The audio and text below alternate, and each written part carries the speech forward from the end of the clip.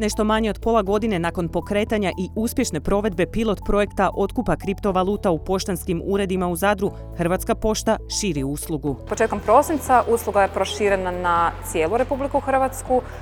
U 55 poštanskih ureda u svakoj od županija može se napraviti zamjena kriptovaluta za kune. Rezultat je to razvojne strategije Hrvatske pošte u kojoj digitalizacija ima dominantnu ulogu.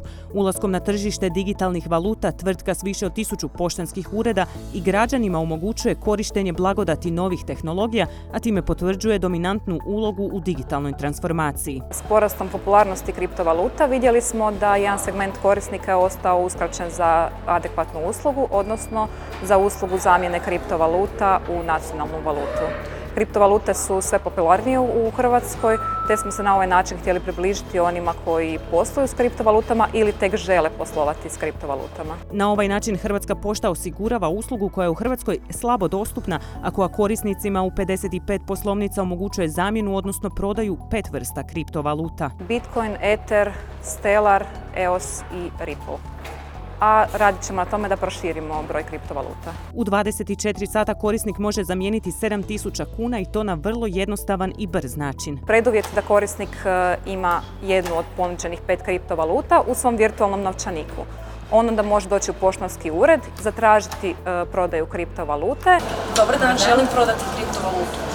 Pritom će morati predočiti osobni dokument ili osobnu iskaznicu ili putovnicu, a radnik na šalteru će mu predati kupon na kojem će biti sve informacije kako on može prodati svoju kriptovalutu i QR kod koji će biti potrebno skenirati. Nekoliko minuta je potrebno da se transakcija završi.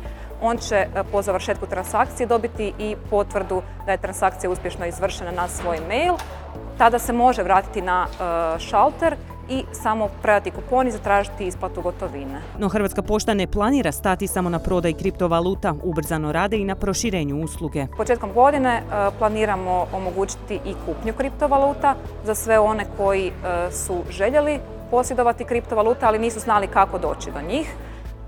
Usluga bi se također izvršavala u ovih 55 poštanskih ureda, a time bi zapravo uredi Hrvatske pošte postali centralna mjesta za transakcije sa kriptovalutama. U kojima će osim prodaje, a u skore budućnosti i kupnje kriptovaluta, građani moći dobiti i sve informacije koje ih zanimaju o virtualnom novcu koji postaje sve popularniji, a koji će pomoću Hrvatske pošte građanima postati puno dostupniji.